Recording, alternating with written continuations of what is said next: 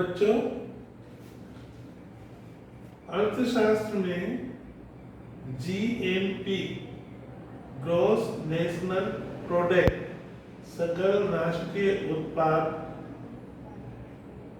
Identity समानिका GNI gross national income, सकल राष्ट्रीय आय समानिका जीएनई सकल राष्ट्रीय व्यय, इन तीनों में समानता होती है, अर्थात इनके अंदर समानता पाई जाती है।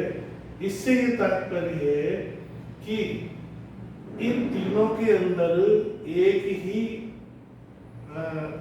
तथ्य पाया जाता है, लेकिन इसको परिभाषित करने का अलग अलग तरीका है या अलग अलग मेथड है।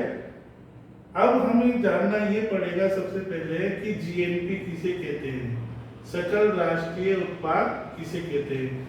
सकल राष्ट्रीय उत्पाद एक वर्ष के अंदर किसी देश में समस्त वस्तु और अंतिम सेवाओं के योगफल को सकल राष्ट्रीय उत्पाद कहते हैं। अर्थात एक देश में, किसी देश में एक वर्ष में होने वाला समस्त वस्तुओं और सेवाओं के द्वारा उत्पादन किया गया है, उसका योगफल सकल राष्ट्रीय उत्पाद कहलाता है।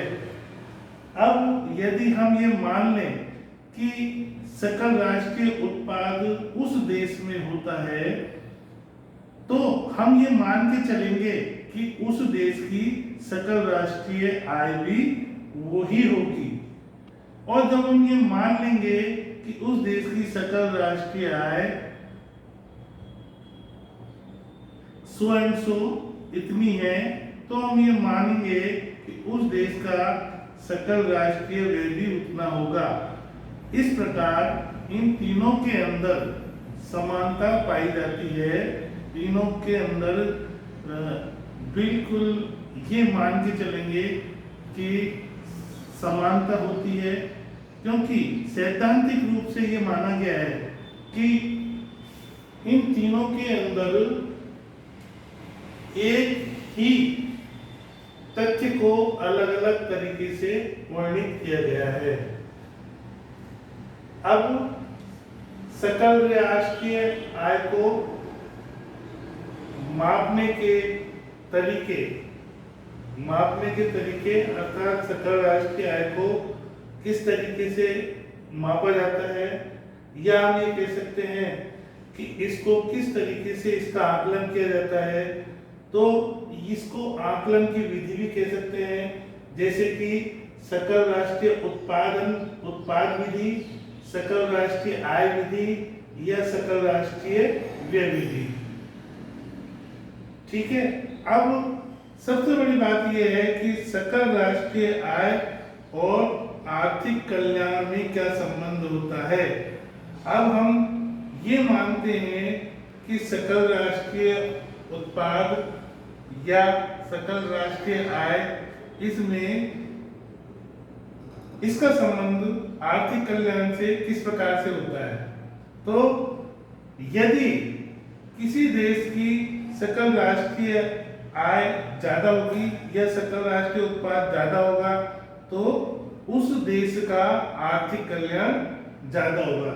इसको हम निम्न चित्र के माध्यम से देख सकते हैं कि माना कि हमारा इस OX Y बिंदु पर ये X वस्तु का प्रोडक्शन और इधर Y वस्तु का प्रोडक्शन, हम दो वस्तुओं का प्रोडक्शन कर रहे हैं, दो वस्तुओं का उत्पादन कर रहे हैं।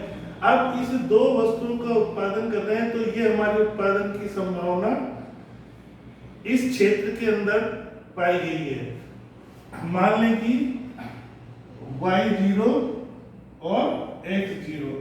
अब यदि इस देश का उत्पादन इस तरीके से बढ़ जाता है, ये उत्पादन दोनों वस्तु X और Y दोनों में वृद्धि होती है, तो दोनों में वृद्धि होने पर हम ये मान लेते हैं कि उस देश में माना कि दो ही वस्तु पैदा की जा रही है और उन दोनों वस्तुओं का ही उत्पादन बराबर मात्रा में बढ़ा है, और मात्रा उत्पादन बढ़ने के फलस्वरूप हम ये मानेंगे कि उस देश का राष्ट्रीय कल्याण